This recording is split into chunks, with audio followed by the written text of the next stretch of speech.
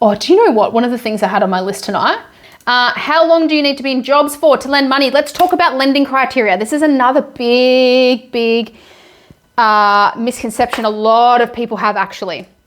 Fun fact, you can lend money from day one of starting a full-time or part-time job. In fact, it's even better than that. The second you get a contract to start a job, we can lend money based off that contract and you haven't even started the job yet. How fucking good. Most people think you need to be in a job for 6 months. Not true. So for permanent part-time or permanent full-time, as soon as you've got a contract, you can borrow money straight away. So that's number one.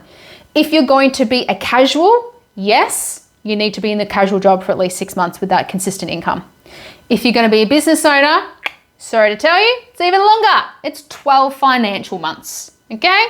Because yes, it is factually true, business is fucking 10 times harder. It is just factually true that most business owners, less than 1%, get past 5 years. Next one is, what else do I want to talk to you about? Percentage of deposits that you should put down. Okay, so saving for a $20,000 deposit is bloody stupid. You need to do whatever the hell you can to get your foot in the door for the first property. You know how I told you how I'm really against off the plan property?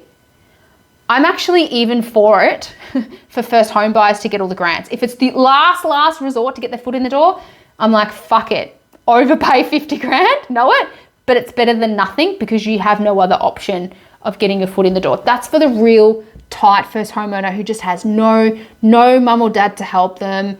Their savings rate's really low and they're just fucking shit at being able to make money and their savings rate's really low. I'm just like, fuck it, do the build thing. To be honest with you, I made money accidentally off my first property. It's like I won the lotto. My first property I bought was a brand new build. Now I worked out very quickly, you can't build a strategy around that. I just accidentally made a lot of money off that property. From day one after it settled, I made $200,000. It was like I won the lotto. Do you know what most people go and do that $200,000? Or especially the generation above us?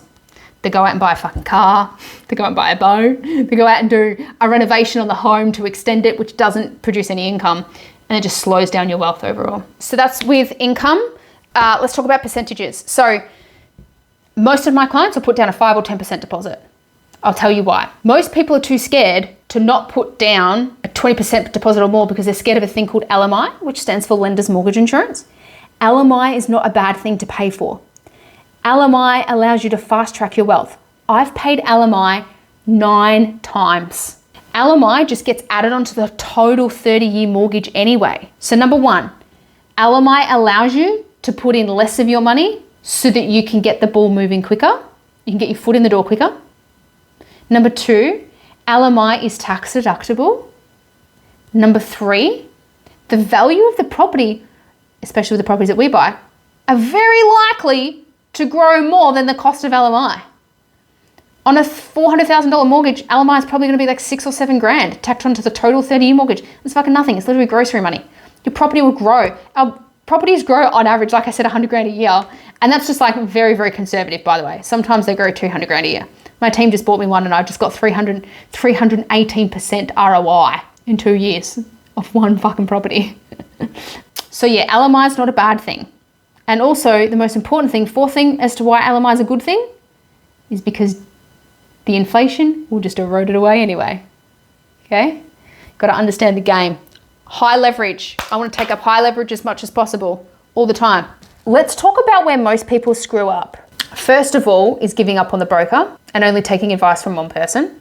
So they're not being persistent, they give up. Number two is they typically listen to their friends or fucking Uncle Bob down the road who's never built wealth. They're like, oh, you shouldn't do that. What happens if this happens? Fuck off, Uncle Bob. Do you know how many times when I was in my 20s, my parents, who've got zero wealth, by the way, life is about achieving a high ROI on life. That's my motto. That's my tagline is how to achieve wealth with ease to get the highest ROI on life. Build something a little bit in the background.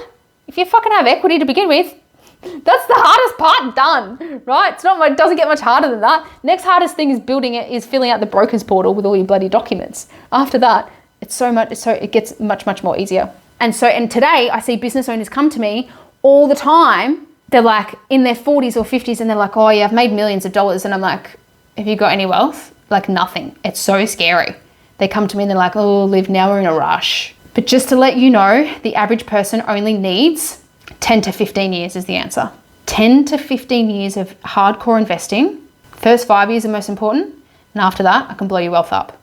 And it gets so much more easier for us to typically, that's to, on average, get 150 grand of passive income, by the way. So the average person who comes to me with $100,000 equity, gives it 10 to 15 years, don't fucking touch it, don't lean on it, right? Don't take any money out of it. So leave it alone for 10 to 15 years and let it just grow. On average, they'll get to somewhere between 100 to 115 grand a year without needing to put in any of their own money. How cool.